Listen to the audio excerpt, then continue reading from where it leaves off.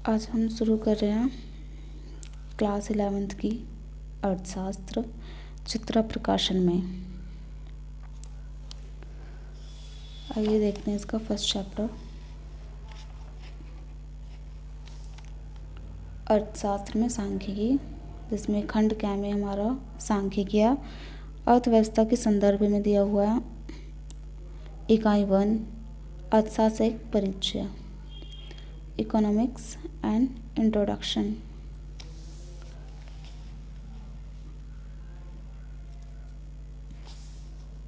अर्थशास्त्र। अर्थशास्त्र क्या है? अर्थशास्त्र वह शास्त्र है जिसमें मनुष्य की उन कार्यों का अध्ययन किया जाता है जिन्हें वह अपनी असीमित आवश्यकताओं को संतुष्ट करने वाले सीमित साधनों अर्थात धन को प्राप्त करने के लिए करते हैं।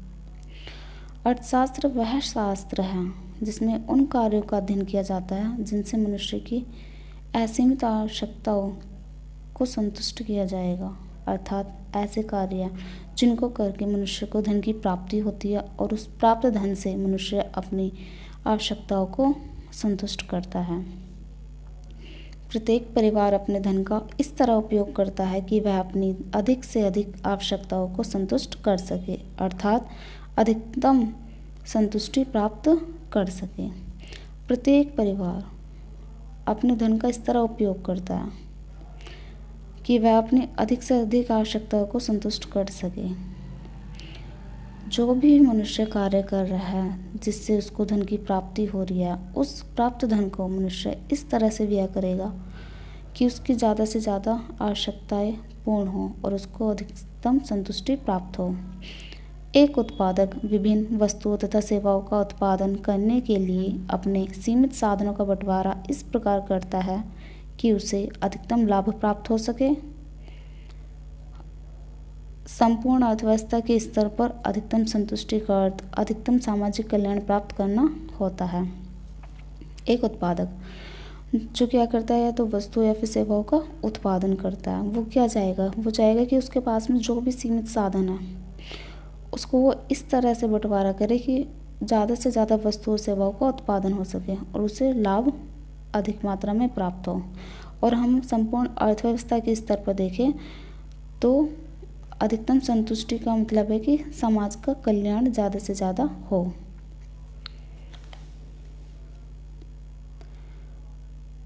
एक्स्ट्रा शॉर्ट्स में दिया हुआ है, अर्थशास्त्र वह सामाजिक विज्ञान है जिसका संबंध सीमित एवं दुर्लभ साधनों का आवंटन इस प्रकार करने से है ताकि उपभोक्ता अपनी संतुष्टि को अधिकतम कर सके, उत्पादक अपने लाभ को अधिकतम कर सके और समाज अपने सामाजिक कल्याण को अधिकतम कर सके। तो अर्थशास्त्र को क्या कहा गया? सामाजिक विज्ञान, जिसका संबंध किससे कहा गया? दुर्लभ साधनों का। दुर्लभ साधनों से मतलब है कि ऐसे साधन जिनकी संख्या, जिनकी मात्रा सीमित है और उनके वैकल्पिक प्रयोग संभव है। ऐसे केस में एक उपभोक्ता चाहता है कि उसको ज़्यादा से ज़्यादा संतुष्टि प्राप्त हो और एक उत्पादक चाहता है कि उसको ज़्यादा से ज़्यादा लाभ प्राप्त हो और समाज के स्तर पर समाज को ज़्यादा से ज़्यादा सामाजिक कल्याण हो। आगे दिया हुआ है अर्थशास्त्र की परिभाषाएं।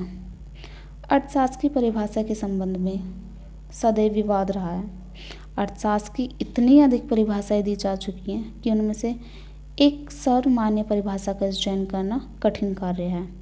इस पर श्रीमती बारबरा वुटन ने व्यंग में कहा है, जब कभी 6 अर्थशास्त्री एकत्र होते हैं उनके 7 मत होते हैं। श्रीमती बारबरा वुटन ने कहा है कि 6 अर्थशास्त्री जब भी अपने विचार व्यक्त करते हैं एक साथ बैठ के तो उनके 7 मत निकल के आते हैं, ठीक है। और जे.एन. कीन्स ने तो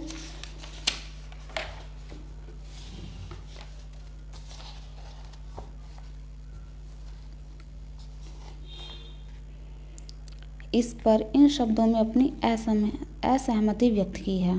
राजनीति अर्थशास्त्र ने अपने को परिभाषाओं के फंदे में फंसा रखा है। ज्यूथन तो इसे एक अपूर्ण विज्ञान मानते हैं, ठीक है। एक्स्ट्रा शॉर्ट में दिया हुआ है, अर्थशास्त्र की परिभाषा की विविधता के कारण ही Comte Richard Jones, Jacob Viner, Maurice Dobb, von Mises, Gunnar Myrdal आदि अर्थशास्त्री अर्थशास्त्र की परिभाषा को आवश्यक नहीं मानते। तथापि अर्थशास्त्र की परिभाषा देना अत्यंत महत्वपूर्ण है, क्योंकि परिभाषा ही अर्थशास्त्र के विषय क्षेत्र एवं सीमाओं पर प्रकाश डालती है।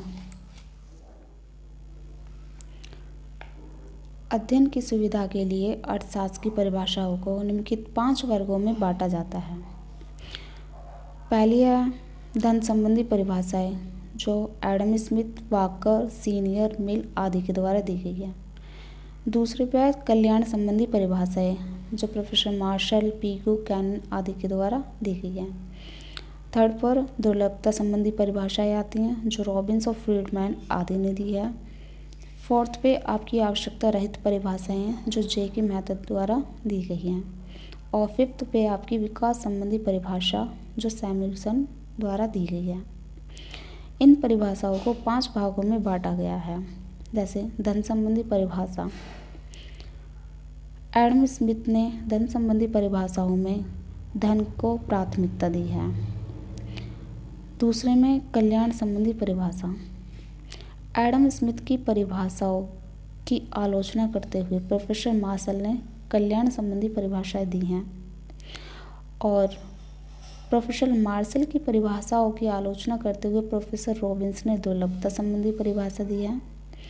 रॉबिन्स की परिभाषाओं की आलोचना करते हुए प्रोफेसर जे के मेहता ने आवश्यकता रहित परिभाषा दी है। और वहीं फिर जे के मेहता द्वारा दी गई आवश्यकता रहित परिभाषाओं की आलोचना करते हुए सैमुएल्सन ने विकास संबंधी परिभाषा दी है। इस तरह से अर्थशास्त्र की परिभाषाओं को 5 भागों में बांटा गया है। आगे देखते हैं धन संबंधी परिभाषा।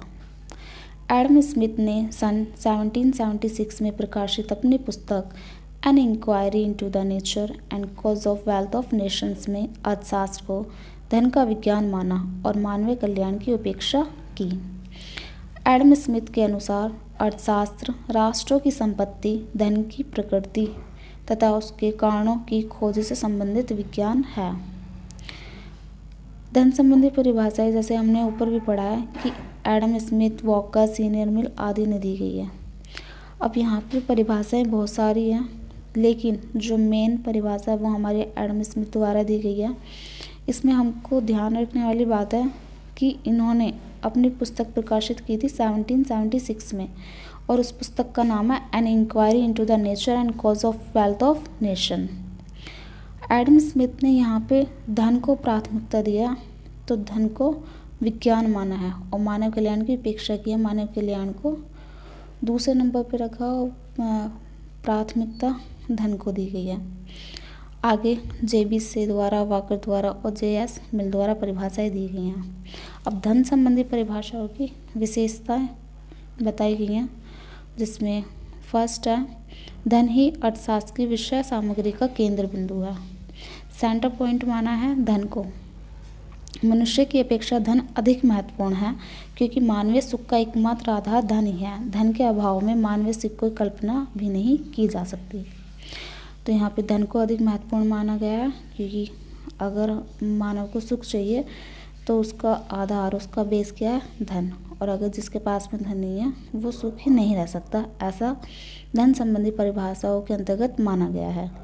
धन के अंतर्गत केवल भौतिक वस्तुओं को शामिल किया जाता है, सेवाओं को नहीं। ठीक, तो धन किसको माना गया? जो भौतिक रूप से उपलब्ध है वो हमारे धन के अंतर्गत आएगा, लेकिन सेवाओं को धन में शामिल नहीं किया गया। व्यक्तिगत समृद्धि द्वारा ही राष्ट्रीय धन एवं संपत्ति में वृद्धि संभव है।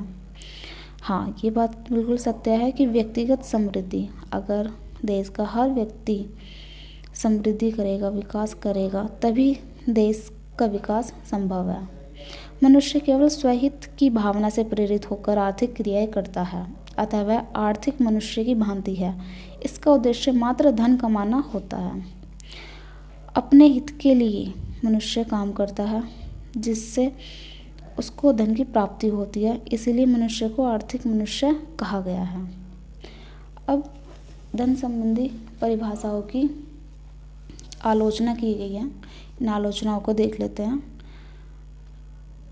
मनुष्य की अपेक्षा धन पर अधिक बल। धन संबंधी परिभाषाओं में मनुष्य की अपेक्षा धन पर अधिक बल दिया गया है, धन को प्राथमिकता दी गई है, न कि मनुष्य को। जबकि मनुष्य द्वारा धन को कमाया जाता है, धन द्वारा मनुष्य को नहीं।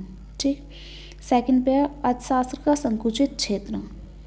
धन संबंधी परिभाषाओं ने अर्थशास्त्र के क्षेत्र को संकुचित कर दिया है, क्योंकि धन संबंधी परिभाषाओं में भौतिक पदार्थ को ही शामिल किया गया, सेवाओं को नहीं। जबकि डॉक्टर, वकील, अध्यापक द्वारा की गई जो सेवाएं हैं ये भी हैं जिनसे धन की प्राप्ति होती है, जिनको अर्थशास्त्र में शामिल नहीं किया गया है। तो यहाँ पर ये अर्थशास्त्र के क्षेत्र को क्या करें, संकुचित कर लिया, छोटा कर लिया। आर्थिक मनुष्य की कल्पना। प्राचीन अर्थशास्त्रियों ने एक ऐसे आर्थिक मनुष्य की कल्पना की थी जो केवल धन की प्रेरणा और अपने स्वार्थ से प्रेरित होकर कार्य करता है और जिस पर देश प्रेम, धर्म, परोपकार आदि भावनाओं का कोई प्रभाव नहीं पड़ता। आर्थिक मनुष्य ये धारणा पूर्णतः कल्पित थी।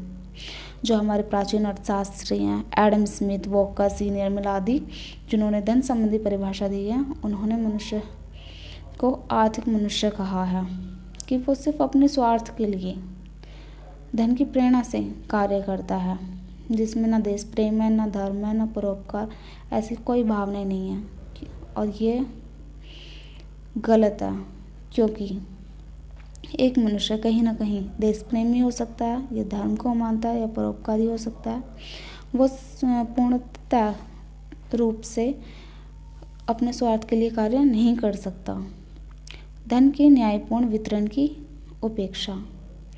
इन परिभाषाओं ने केवल धन उत्पाद पर, धन संग्रह पर ही बल दिया है तथा धन के उचित वितरण तथा प्रयोग द्वारा मानव कल्याण में होने वाली वृद्धि पर कोई ध्यान नहीं दिया।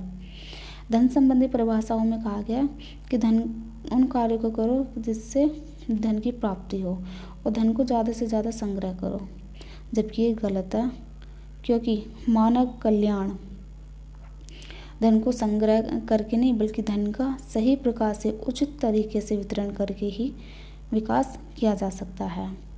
उपयुक्त धन संबंधी परिभाषाओं ने समाज में उत्पीड़न, शोषण एवं भ्रष्टाचार को प्रोत्साहित किया, अतः उसकी कटु आलोचना की थी। किसी ने इसे कुबेर का संदेश, किसी ने इसे घृणित विज्ञान, तो किसी ने इसे रोटी और मक्खन का स्वार्थमयी विज्ञान कहकर पुकारा। ठीक है, आगे दिया हुआ है आपका एक्स्ट्रा शॉर्ट में आर्थिक मनुष्य। आर्थिक मनुष्य वह है जो केवल स्वार्थ के वशीभूत है और केवल धन कमाने में संलग्न रहता है। वह केवल एक काल्पनिक मनुष्य है। उस पर पारिवारिक स्नेह, सामाजिक परंपराओं, आर्थिक क्रियाकलापों, राष्ट्र प्रेम आदि मनोभावों का कोई प्रभाव नहीं पड़ता। उसकी आर्थिक क्रिया केवल धन प्रेरित होती है। तो आर्थिक मनुष्य किसे कहा गया है? जो सिर्फ अपने स्वार्थ के लिए कार्य करता है, धन की प्राप्ति करता है। ठीक, आगे दी गई है कल्याण केंद्रित परिभाषा, जो किसने दी है? प्रोफेसर मार्शल, पीगू, कैनन आदि के द्वारा। धन केंद्रित परिभाषाओं ने फलस्वरूप जब अर्थशास्त्र को घृणित विज्ञान समझा जाने लगा, तब कुछ अर्थशास्त्रियों ने अर्थशास्त्र के स्वरूप को नए दृष्टिकोण से प्रस्तुत करना उचित समझा। इनमें अल्फ्रेड मार्शल का नाम सबसे अधिक महत्वपूर्ण है। उनकी प्रसिद्ध पुस्तक का नाम प्रिंसिपल्स ऑफ इकोनॉमिक्स है। पीगू, वेबरिज, केनन व पेंसन ने उनके विचारों को और अधिक स्पष्टता प्रदान की। मार्शल ने तो स्पष्टता कहा था, धन मनुष्य के लिए है, न कि मनुष्य धन के लिए। इसलिए अर्थशास्त्र के अध्ययन का मुख्य विषय मानव तथा मानव कल्याण है और धन इस उद्देश्य की पूर्ति का एक साधन है। इस प्रकार मार्शल ने अर्थशास्त्र को एक सम्मानजनक स्थान प्रदान किया। मार्शल ने अर्थशास्त्र को निम्न प्रकार परिभाषित किया है। राजनीतिक अर्थशास्त्र अथवा अर्थशास्त्र मानव जीवन के साधारण व्यवसाय का अध्ययन करता है। इसमें व्यक्तिगत एवं सामाजिक क्रियाओं के उस भाग का परीक्षण होता है जिसका कल्याण के लिए आवश्यक भौतिक पदार्थों की प्राप्ति एवं उसके उपयोग से निकटतम संबंध होता है। अल्फ्रेड मार्शल ने धन संबंधी परिभाषाओं की आलोचना को देखते हुए कल्याण संबंधी परिभाषाएं दी हैं, जिसमें उन्होंने मानव को प्राथमिकता दी है कि अर्थशास्त्र का जो संबंध है वो मानव से है, मानव के कल्याण से है, न कि धन से। मार्शल ने एक अन्य स्थान पर लिखा है, अर्थशास्त्र जीवन के साधारण व्यवसाय के संबंध में मनुष्य की क्रियाओं का अध्ययन है। इसमें इस बात की जांच की जाती है कि मनुष्य किस प्रकार धन कमाता है और उसे किस प्रकार व्यय करता है। इस प्रकार यह एक तरफ धन का अध्ययन है तो दूसरी तरफ जो कि अधिक महत्वपूर्ण विषय है, मनुष्य के अध्ययन का एक भाग है।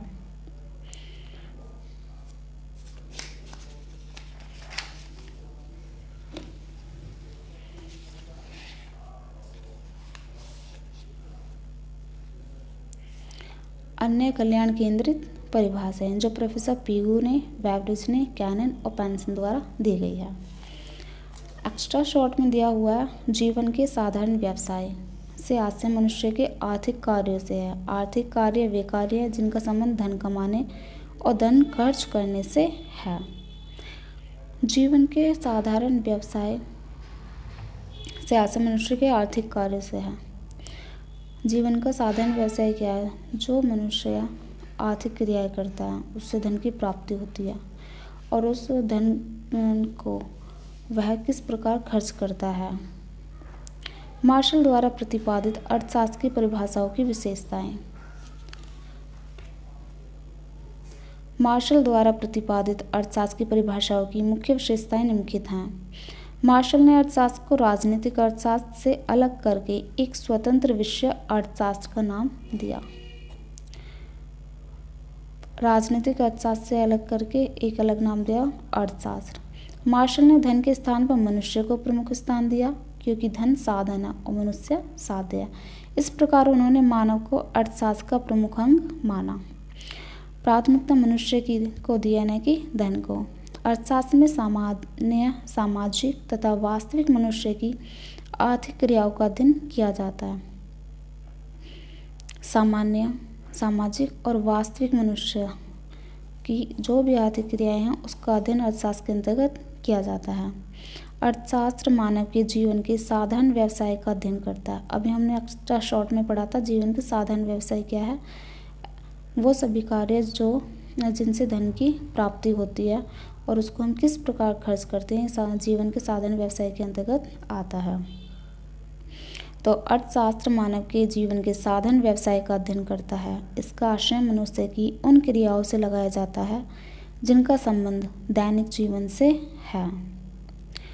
अर्थशास्त्र में मनुष्य की क्रियाओं के केवल उस भाग का अध्ययन होता है जिसका संबंध धन कमाने व खर्च करने से होता है। केवल उन क्रियाओं का अध्ययन किया जाएगा जिसके द्वारा धन की प्राप्ति होती है और उनको खर्च किया जाता है। अर्थशास्त्र के अंतर्गत केवल उन्हीं आर्थिक क्रियाओं का अध्ययन किया जाता है जो आर्थिक कल्याण में वृद्धि करती हैं। अर्थशास्त्र केवल ऐसे मनुष्य की क्रियाओं का अध्ययन करता है जो समाज में रहता है, समाज से प्रभावित होता है तथा समाज को प्रभावित करता है। अर्थशास्त्र एक विज्ञान है और उसका अध्ययन वैज्ञानिक आधार पर किया जाना चाहिए। अर्थशास्त्र को क्या बताया कि वो एक विज्ञान है और उसका अध्ययन किस पे होना चाहिए? वैज्ञानिक आधार पर, क्रमबद्ध रूप से। मार्शल द्वारा प्रतिपादित अर्थशास्त्र की परिभाषाओं की आलोचना। जैसे हमने पढ़ा, धन संबंधी परिभाषाएं एडम स्मिथ द्वारा दी गई और उसकी आलोचना को देखते हुए प्रोफेसर मार्शल द्वारा कल्याण संबंधी परिभाषाएं दी गई और मार्शल द्वारा दी गई परिभाषाओं की आलोचनाएं यहाँ पे की गई, जिसमें कुछ विशेषताएं होती हैं, उसमें कुछ कमी भी पाई जाती है।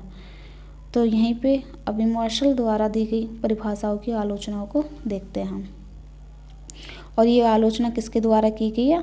प्रोफेसर रॉबिन्स के द्वारा। रॉबिन्स ने कल्याण केंद्रित परिभाषाओं की कटु आलोचना की है। ये परिभाषाएं श्रेणी विभाजक है, विश्लेषणात्मक नहीं। रॉबिन्स ने कहा है कि कल्याण संबंधी जो हमारी परिभाषाएं दी गई हैं वो श्रेणी विभाजक है, वो विश्लेषणात्मक नहीं। जैसे मार्शल ने अर्थशास्त्र के अध्ययन को केवल भौतिक साधनों की प्राप्ति तथा उपयोग तक ही सीमित रखा है, परंतु साधन अभौतिक भी होते हैं, जैसे डॉक्टर, वकील, अध्यापक, मजदूर आदि की सेवाएं। ये सेवाएं धन प्राप्ति में सहायक होती है, जबकि इसको कल्याण संबंधी परिभाषाओं में नहीं रखा गया इन सेवाओं को।